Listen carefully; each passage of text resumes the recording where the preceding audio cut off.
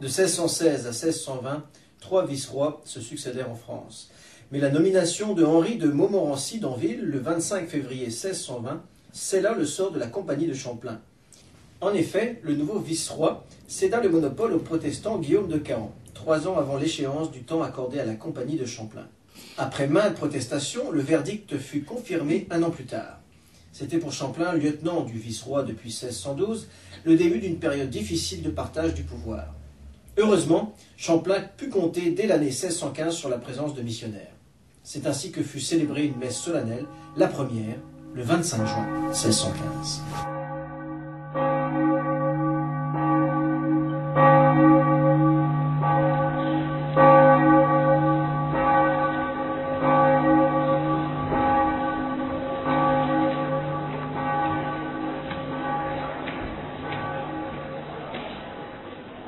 Quel plaisir que cette première messe ici en Nouvelle-France.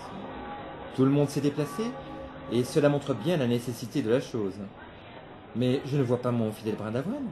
Où se cache-t-il, le bougre? Tiens, ben vous avez raison. Voilà un moment que nous ne l'avons pas vu. Moi, sûr que Castor, toujours assoiffé, finir en douce le vin de messe.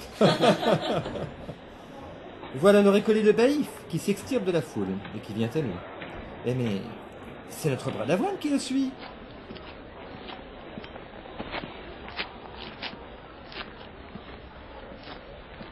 Alors, chers amis, qu'avez-vous pensé de cette première messe? Très belle, monseigneur, très belle, mais que de monde, que de monde!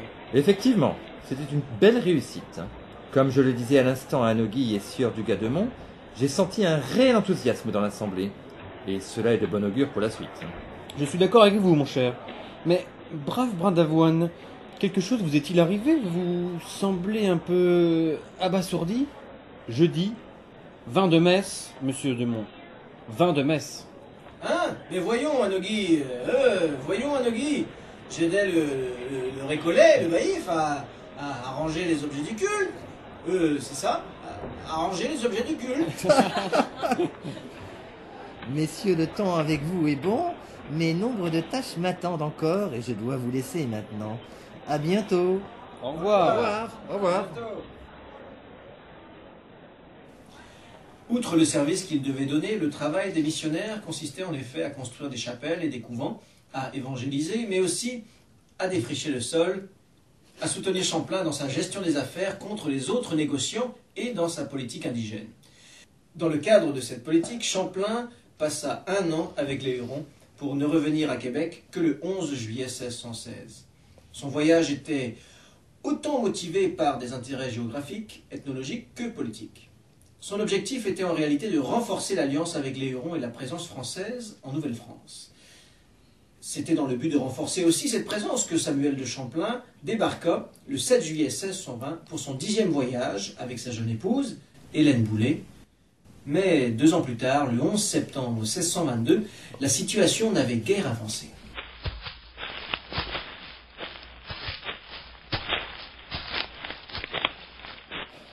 Voilà 2 ans que nous avons retrouvé l'habitation presque en ruine.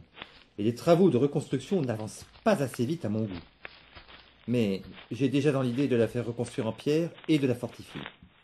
Les soutiens de ma famille et de vos connaissances ne sont-elles pas suffisantes, mon cher Samuel? Malheureusement, tous ces soutiens ne peuvent aider à accélérer le peuplement de la colonie. Et sans ce peuplement, le développement restera toujours très lent. Il est clair que les associés ne trouvent pas assez d'intérêt personnel à voir se développer la colonie.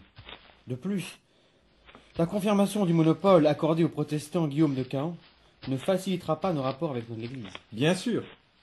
Et les instructions venant de France m'ordonnent de fortifier et de développer. Mais je ne reçois aucun soutien concret. Il va donc me falloir continuer à solliciter personnellement d'autres bonnes gens. Cela signifie-t-il que vous allez encore devoir me laisser seule pour retourner en France?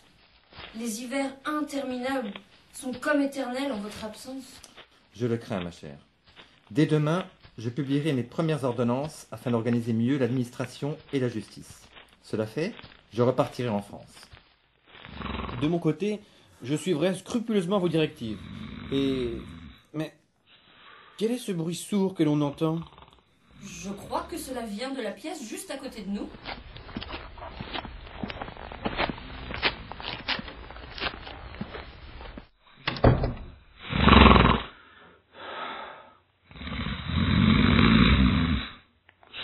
C'est Brindavoine qui ronfle.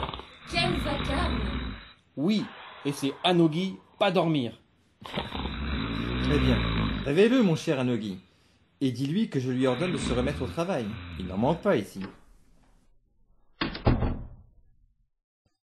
Le 1er octobre 1624, Samuel de Champlain était à Dieppe, accompagné de sa femme, qui ne devait plus retourner en Nouvelle-France.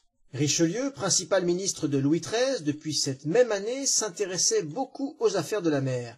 C'est ainsi que fut créée le 29 avril 1627 la Compagnie de Nouvelle-France, encore appelée Compagnie des 100 associés, et un nouveau monopole.